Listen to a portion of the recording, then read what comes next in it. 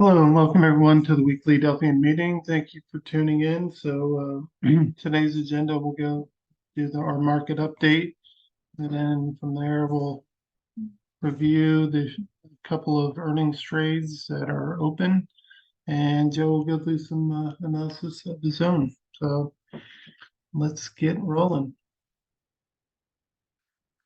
Okay, so Nasdaq still in two. You got Russell in eight, and SPX is one in the four.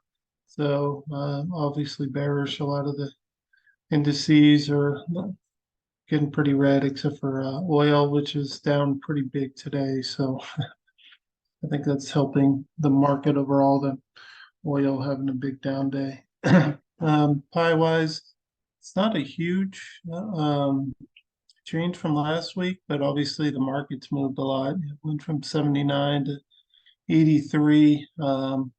State one's real low, 11%, and up to 52 in state eight. So over half of the 4,500 symbols are in state eight. So let's look at the pulse overall. So I wanted to pull this up. If we look back, this is March.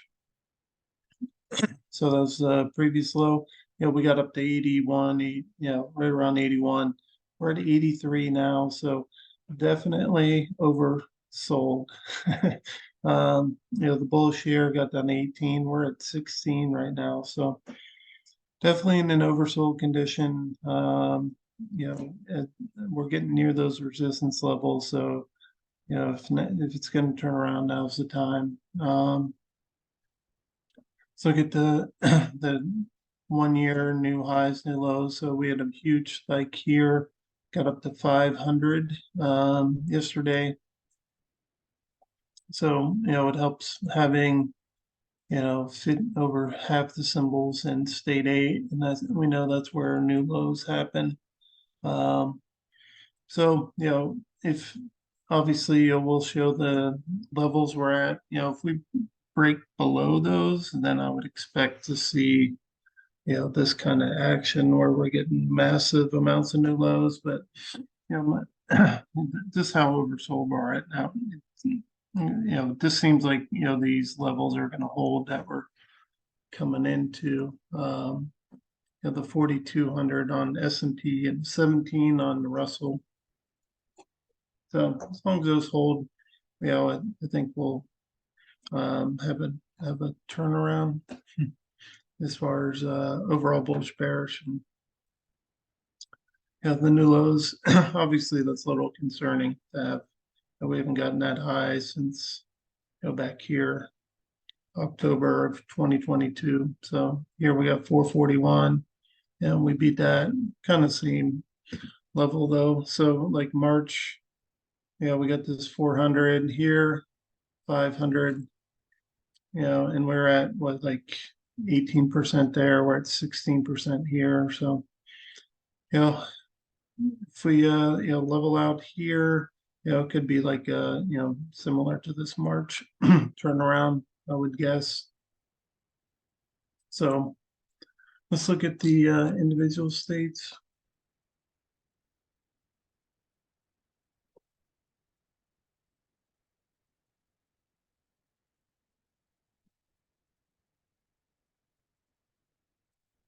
All right, so state ones, I'm gonna pull this back. There's the March, got 51.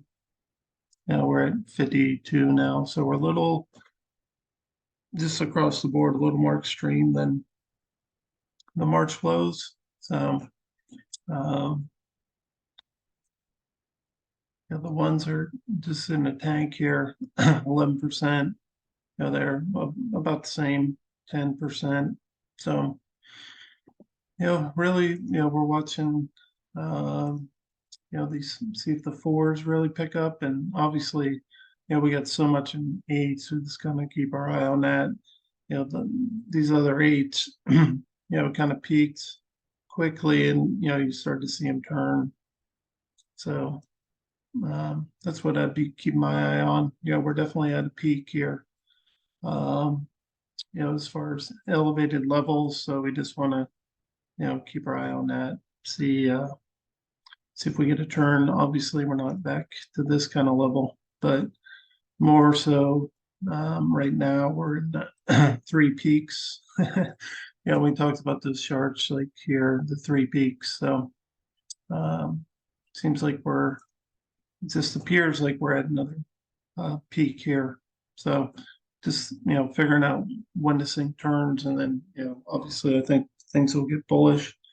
I think we'll hold those levels. In the event that we don't, it could get really ugly with the lows and stuff. So, but my feeling is we're going to hold those and turn around at this level, at these levels. Um, State 4, SPX obviously just went in. Average days 13, average move down 4%.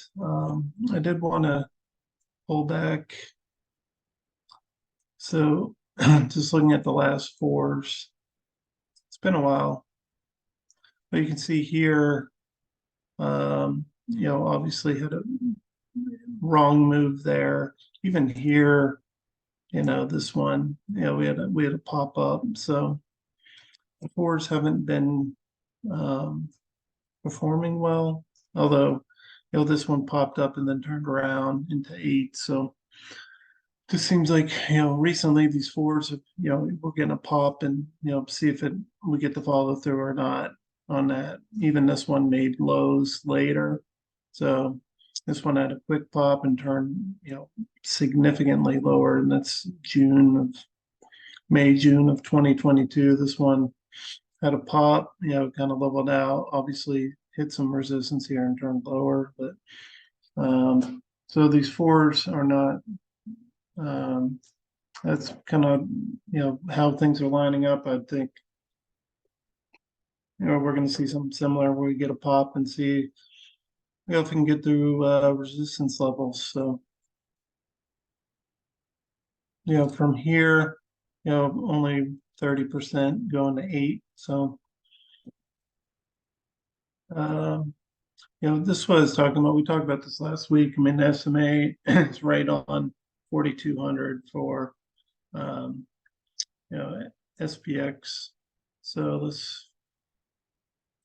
that's the bottom of our channel, lines up right with the 200-day, top of the channel. Obviously, is this 4,600.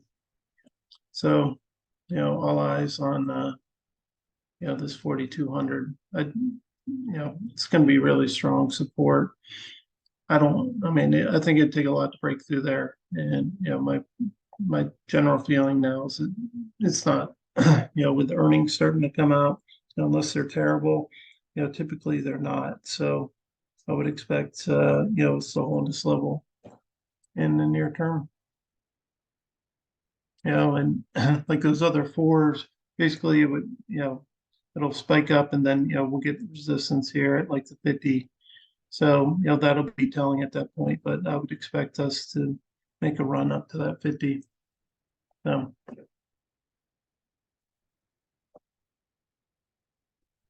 Russell in 8,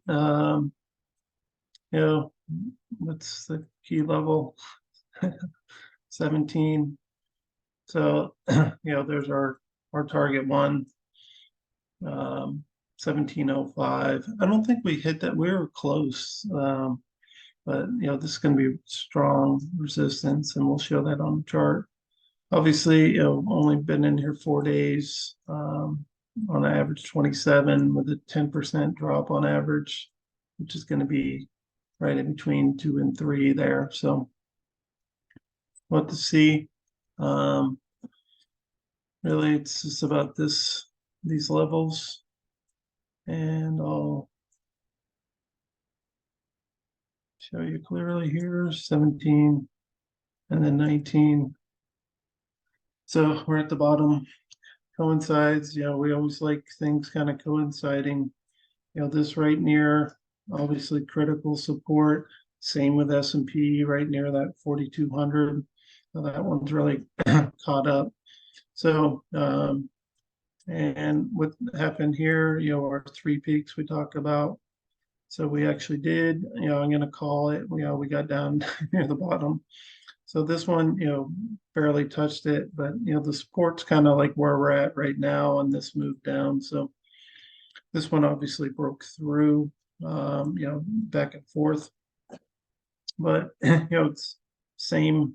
We talked about this same, drop below 19, tried it and failed.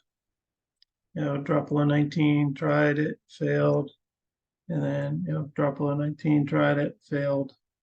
So we weren't sure it's gonna three-peat, but it pretty much has. So what's critical now is holding in this area above that 17. This one tried it here, tried it there, fail, fail. So I'm not sure we'll actually get down to that level, because this is a higher peak, lower drop. So this one was a lower peak, lower drop, and this was lower. So maybe it doesn't get to 17. We got, I think, 1709 today or somewhere around in that kind of area. But this is going to be critical, and it's going to be a lot of support. And same with the S&P. So I would expect these to hold and kind of bounce back, and what to reevaluate after that next week. But that's what I'm expecting. That these levels to hold. So obviously crude's helping today, a big drop there. And we've had a big run up in the 10-year. We're getting a little break from that, but just like a huge, huge move. This September, like about a month ago, it's gone up, almost 50 basis points. So yeah, so any kind of break in this is going to be helpful for the markets. So we're looking at the other drivers, UUP, see if that'll top, same with the 10-year, and so obviously oil helping a lot today. So really, you just want to watch those levels. We're 27 off here, and we got, there it is, 1709. So we got in the neighborhood, but not didn't quite test it. But I don't think it necessarily has to this time, just based off of that analysis showing. So, and S&P, that one 4220. So it didn't get down to the levels, but we'll see how these things pan out. Let's do our quick Fed. Sorry, I didn't pull this up.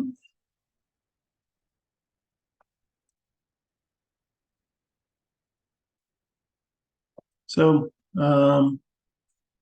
next meeting, a month away.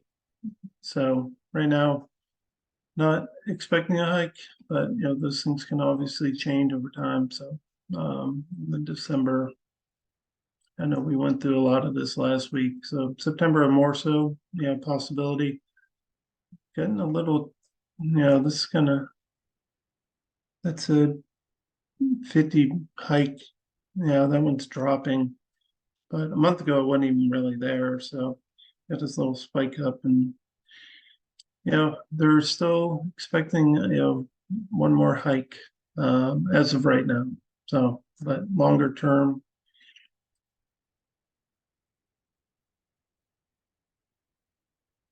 this is all shifted. Even from like a month ago, like you're 28. So now kind of in this range is 28, 24, kind of right in this range. So it's shifted down one. So just like last time, they had these crazy expectations, and now they're kind of come back to normal, higher for longer. So that's where they are as far as expectations. I still think next year's kind of out. There's not too much Fed-wise expectations other than what they said.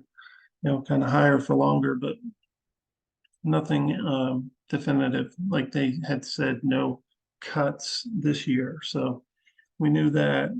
So I just expect keep the balance sheet running off, and kind of wait word on, when they feel like they're at the top. At that point, it'd be a good time to get in a TLT long. So, all right, let's see. Balance sheet, had a nice run off that week there. This is kind of delayed. That's 27th September. So, um, yeah, so slowly just kind of running off, as they had said. So I'd expect that to continue unless they run into problems like they did here. So I think that's, oh yeah, and we had talked about home prices, 30-year mortgage. This is 2000 last time it was this high for 30-year mortgages. So it's exponential growth, like from here, from the bottom. This is 2022, from a little over three, almost tripled, definitely doubled. That's six something, but it's almost tripling. That's a big shock, and it does take a while to feed through. Real estate's a lot slower moving, but definitely starting to feel effects. I think people are, if they're trying to get a mortgage right now, or even car loans, any kind of loan, all this, the prime rate's high. So credit card monthly payments, if they're carrying balances, it's all high, so it's not good. Yeah, I think that was it on the market. I'll open up to questions, comments.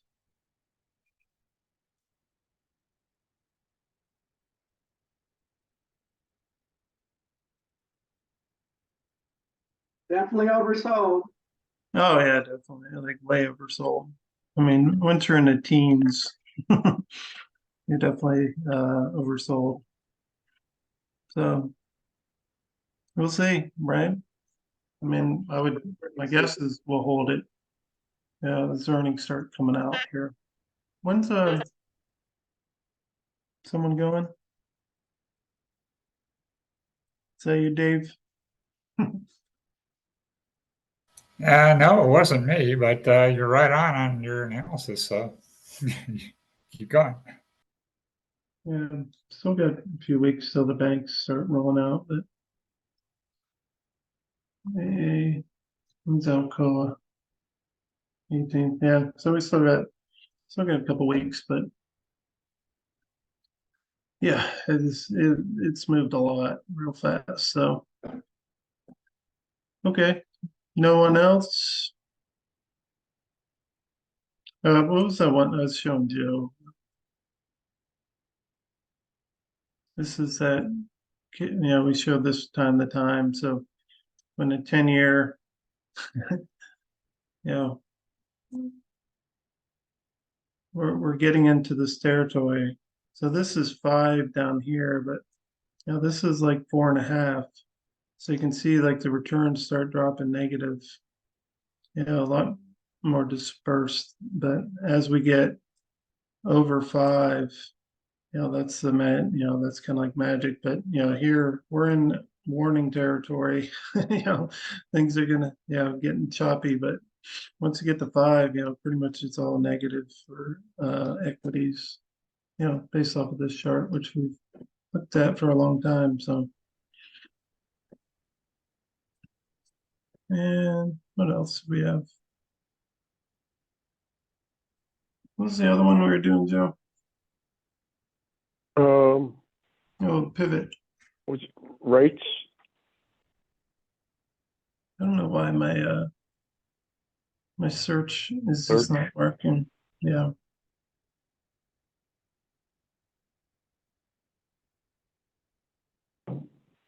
Yeah. I don't know. This has just been malfunctioning for me. I'll pull it up for next week. I don't want to search through my hundreds of charts. So okay. Anyone else? I'll go through the earnings, obviously.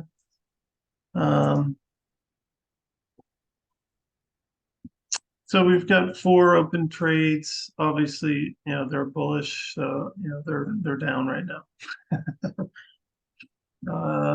ACN is down a smidge, so that one's held up better. Entry price 9.29. It's only down, less than $1. So I didn't. I've been tracking them. So that one's up good today. So that one's probably in one of the best shape. The bullish pre-runners. It would have been nice if we had a bunch of bearish pre-runners like right at the beginning, but this one AXP 921. So that's I think a 20 trading day one.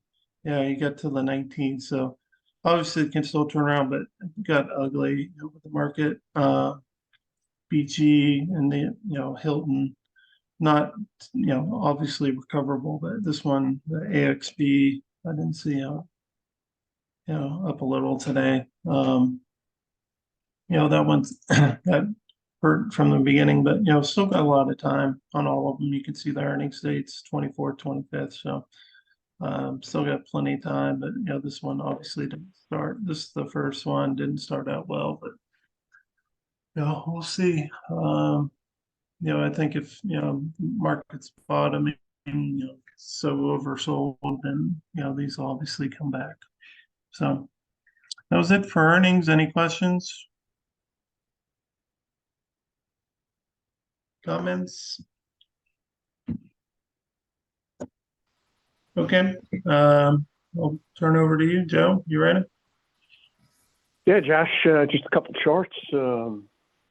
I completely agree with your assessment that I think these important levels you've been talking about for a while will hold, 4180, 4210, in the S&P, we did get down to 1709 today in the Russell. That's kind of been doing its own thing, but yeah, I'd be surprised if they didn't hold them. Still NASDAQ, if there is any leadership in a horrific market, NASDAQ hasn't come anywhere near its retracement levels that we talked about last week, which was down around 14.3 coming off of the March lows. I mean, nowhere near it. So, NASDAQ, we're 14.7 and change now. We barely got below 14, 14.6, 14,500 and change. So, as everybody's agreed, we're oversold, whether it's the pie. Every once in a blue moon, I'll mention that S&P oscillator, that's out there, and, +4 is overbought, -4 is oversold. That happens to be -8.3 now. I mean, it's certainly been in double digits in the past, but, it's just another one of these indicators that is certainly oversold. So, we'll see what the next week brings. A few charts pull up. I mean, in the new UI. Joe? Yes, Sudhir. What is the S&P oscillator? I don't recall. Maybe I wasn't on when you discussed it. S&P oscillator goes way, way back. Okay. I don't know exactly how they calculate it. But a buddy of mine has literally been tracking it, for years. He's got a website which I could put SOT Daily, but it's actually a paid site. And I'll try to find out more about how they actually compute it. But occasionally, if anybody tunes into Kramer, you'll hear him reference that from time to time, and it is this S&P oscillator. So I will follow up with some more details how they calculate it. It's pretty good. What's that? Where do you look at it? Actually, I find it through my buddy's site, which, but that's a paid site. So if I can find an area where it's complimentary, I will pass that on. Okay. Yeah. But we, yesterday we were -7, today we're -8.3. Like I say, it's been in double digits in extreme sell-offs, and maybe I'll bring a little more perspective to like the 20 sell-off if I can go back and grab those numbers next week. But it's I think it does a pretty nice job mirroring the pie. So just thought I'd mention today because at 8.3, it is way oversold. I wanted to pull up a few charts, and I guess just talking about NASDAQ, we, are shook in its levels. Now, these are, you're only talking about targets that are down 2-3%. But, lo and behold, look at this thing, pulled back in, state 2, hit the targets, and, going to bounce off of those things, which it's obviously done today. We've gone average days. We've gone about average move. One thing we're going to add here, is with the maximum move percentage inside of those states, we are going to at least add the year just to give perspective for people, because that'll allow you to go into the charts and maybe explore a little more of what the heck was going on in either a stock or an index in that particular year in terms of, the max move percentage. So that's just something we'll be adding. Before too long, this chart, and I'm going to show some other charts, got a lot of red. NASDAQ's still really holding up pretty well, as is XLK, which we talked about last week as potential leadership. State 2, I'm interested. We get that state 2 going back in mid-August, rolled over into, state 3, or excuse me, back into state 1. That's what I'm looking for in NDX and XLK. See when these things roll back into state 1. Time will tell. TLT, one of these charts that, just a lot of red. Obviously, we've been talking about this forever. It's been in state 8, but, look at this little leg down, and I can't really, ascertain. You might be able to ascertain a 1, 2, 3, 4, 5, finale here, but, this volatility, with all these red bars, you would think we're coming to some point of an extreme here. There's TLT. So XLF, back to our ETFs, and part of the reason I pulled XLF was because it was one of the few that has ETFs that really anything changed in the last week. So we rolled over to state 4. So I thought it'd be worthwhile to go in and take a peek at that chart, and then coupled with the headline pressure on the banks, with the move in rates, how bad are they hitting the banks? So I went in and, first thing that jumped out at me. So, obviously it's been a pretty good sell-off. You get close to a symmetrical ABC there to the downside. You could also, make a case for 1, 2, 3, 4, 5, maybe an exhaustive 5. But again, going back to those March 13th lows, look at that Fibonacci retracement right at the 618 today. So, something else to see whether it holds, for the market to, not that obviously we're going to get any leadership out of the financials, but, they've gotten to a pretty extreme level on the downside. Be something to keep an eye on. Josh talked about these, both oil selling off today. So, the state 3 targets, I think we've pulled this one up, fairly recently, well below state 3s at this point. That could be a little bit of a tailwind to the market, coupled with energy, as Josh was talking about. We didn't get to state 3, but, this thing's been in state 1 almost 2 weeks longer than the average term. So, again, that may be a little bit of a tailwind for the markets. And just a couple charts, I wanted to pull up. This is not obviously a double top, but when we're talking about XLK last week and, looking at Microsoft as, one of the keys in that index, you got the old highs, way back when at 350, it wasn't long ago, that we got north of that. We definitely the AI story, in July, spiked Microsoft through those old highs, going back darn near 10 years. And, you've had a natural pull off here, or pullback rather. If the market's going to get up and go, this guy, I think, before too long would be back to making new highs, assuming earnings are good. And everybody's telling us that earnings are going to start to improve in this upcoming quarter. So let's see, Microsoft earnings are, the 24th. So I think that's really going to be an important one to watch, in a couple weeks to see what their numbers are and what they say about, their forward look. Costco, I just pulled up.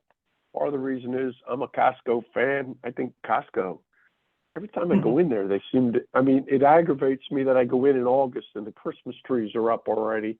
That part I don't like, but seems to me their merchandising has really improved over the last couple of years. And, it's just personally a place that I like. And, whether we can get leader and this Costco level is, if you go way back, you're basically talking close to all-time highs. And, we had earnings recently, and then a big reversal. So I'm not saying Costco is going to be market leadership, but, I think, it's just a stock that I think may have some upside going forward. Where are we? Yeah, we're in state one, been there 17 days. Hasn't really moved much, but pulled that up because it's kind of a stock I like. And, lastly, I pulled up XLU because going back to, our ETFs, I'm looking at the max move inside of the current state, versus the average move. And, that those utilities, I didn't realize had really, gotten crushed so much. So I figured I'd pull up the chart. Again, the average move inside of the state, we're offering that here, and we got twice that move. So let me go in and take a peek and, talk about volatility, more so even than TLT. You can see how these things have just fallen out of bed over the last week. Then I go back and just, pulled up the COVID lows to the highs. And, here we are, about a 5/8 retracement in the, utility index as well. So just thought that was kind of interesting. And given its current level and magnitude of the recent sell-off, maybe something to, keep an eye on to see if you just get a little bit of a dead cat bounce, and it may actually add a little support to the market. So they're just the things I wanted to share today. Happy to talk about anything. If anybody's got any comments or questions, let's see. We have obviously non-farm payroll on Friday. I think the range is 150, 170. One of the market movers yesterday, and so many numbers obviously we know come out all the time, but that JOLTS number yesterday suggested still a stronger economy seemed to be a genuine catalyst for market movements yesterday. Rates up, markets down. I don't know that we'll get the same thing out of non-farm payrolls on Friday, but anything suggesting, stronger economy has been a real challenge for rates in the TLT. So I'm with you, Josh. I think, the levels hold here. With regards to earnings, actually, let me pull that up. Yeah. Ed Yardeni came out with a piece, saw a headline a couple days ago. He's looking for a Santa Claus rally. It blew me away. He's been consistent with looking for stronger earnings in the upcoming quarter, and then especially strong in the fourth quarter. So I went in and looked around a little bit. I think depending on what source, people are talking about this finally being a quarter where on a year-over-year basis, earnings, for the S&P 500 are at least, on the plus side. I saw something on a NASDAQ site a couple hours ago there. They were still talking about down over 1.5% in this current quarter. So, I think the consensus is positive year over year. Yardeni's, kind of leading the charge at 3.5%. And then, this column over here on the right is just a group of economists They're looking for kind of flat earnings, but then fourth quarter up 9%, Yardini at 11. I guess he was interviewed somewhere, Yardini, and he's talking about the S&P getting to 4,600 and through by the end of the year, which blew me away. We know what 4,600 and above that will mean for the markets going forward. So, earnings, as we've been talking, are crucial, and they're really going to start to ramp up in the short term here. So it'll be fun to see what we get. Happy to take any questions or pass it back to Josh. Hey, Joe, this is Dave. Hi, Dave. I think I probably read that same Ardini article that you did, and it was interesting within there. I said, well, I wasn't sure who that was. I went to do some research and found out that he's like coined the original bond vigilante phrase. And the bond traders have been, part of the news for equities movements as well, lately. And I really wasn't sure what a bond vigilante was until I looked into that. And apparently the definition that I saw was that's where a huge bond trader either says he's going to sell or does sell, despite kind of like as a contrarian view, to protest the policy kind of thing. So it's like, so they're intentionally selling to drive up the price, kind of like the oil guys do. Don't sell, but they don't produce, and the price goes up. So that was kind of an interesting article on Yardini. I might suggest that other people that read that haven't. But I was also confused by an article that I read today that said profits that have been declining for 3 quarters, and we've been talking about earnings going up for the last 2 or 3 quarters, but profits, according to this article, were going down, and they were using the metric. I think it was what metric were they using? They were using pre-tax earnings, I think, as their yardstick for what profits are. And it just goes to make you realize that, markets are always thinking ahead, right? 6 months to a year.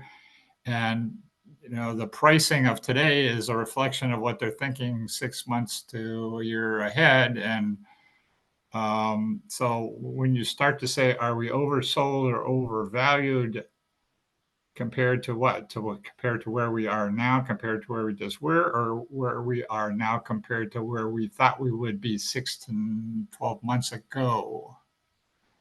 It's something I always think about, is like, okay, where is like, how far should my thinking try to go, and how much of the past actually came to fruition of what was talked about 6 months ago? I mean, we come to that all along. So I don't know that I'm just babbling here or confusing people, but because I trade options a lot, it's the next 6 months that are important to me. So valuations and being oversold or undersold compared to where we are, compared to where we thought we should be, is more of a weighs on my mind more than, what's the, cyclical volatility of this quarter of the year. And we just went through September, and that was supposed to be the bad month. So there's a lot of optimism built into the fourth quarter, right? So now when you're saying fourth quarter earnings are expected to be better, that's true, but we won't actually see them until first quarter next year, right? Till the end of the year. Exactly. So it's very interesting. It keeps my mind moving a lot. So anyway, thanks for all your insight. I don't know if that comment was just a worthless time killer or not, but that kind of thing makes I think about a lot, is what's going to be the next 6 months compared to where we are, compared to where we thought we should be. And I always make my bets compared to relative to where I thought we should be and where we actually got. So anyway, we'll see what happens next week. The jobs report Yeah, was the economy good, or was this there's more open jobs now than there were? I don't know whether the economy is a whole lot better, but there definitely are now more job openings this month than there were last month. So that's why the market kind of sold off after that report, the JOLTS report. Anyway, thanks for the charts. And I have some reviews on your UI that I'll send you shortly here too, by the way. Okay, thank you. And again, if anybody's interested in having access to the UI, just let Josh or I know. You know, we did get, what was it, Josh, 84 or so state eights last night? Yeah, state eight transitions, we got 84 of them last night. And plenty of daily trades in the hard sell-off. Yeah.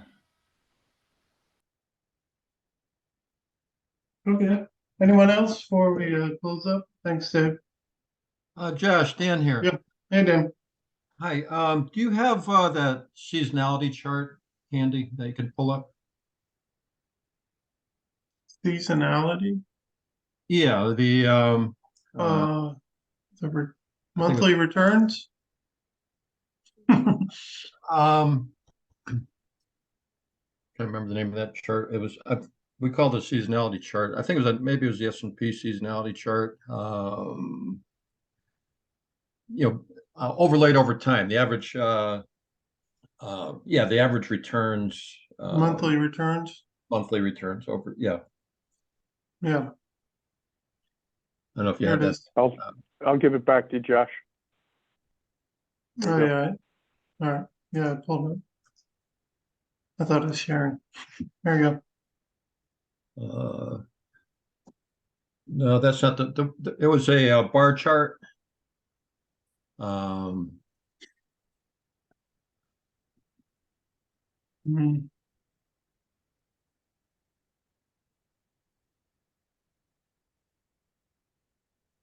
Yeah, I don't know which one you're. I mean, I'm sorry, not a bar. It was a line chart, not a bar chart. Line chart.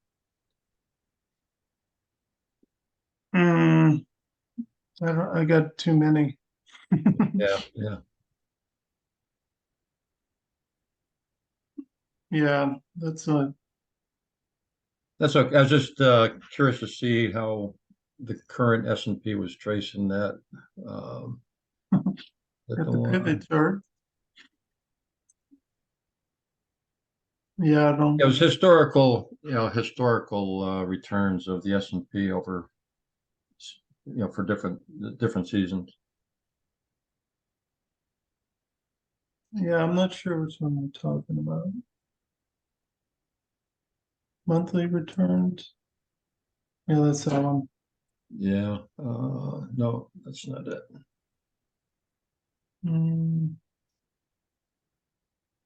So you can see I got a lot of. Yeah. No big deal. I just thought it'd be interesting to pull up. I might have it somewhere myself. If I do, I'll email it to you so you know I'm not crazy.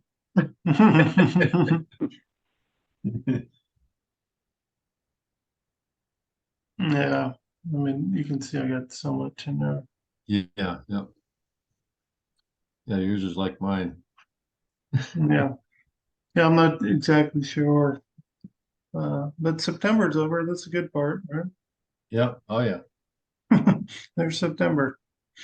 So October's usually, usually good. I guess that's why Ardini's like, odds are we're gonna have a good, 3 months here, but we'll see. So, okay, thanks, Dan.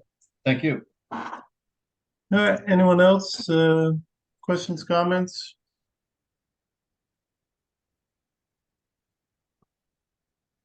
Okay, we'll wrap it up. Thank you all. Talk to you next week. Thanks, everybody. Bye-bye. Thank you, guys.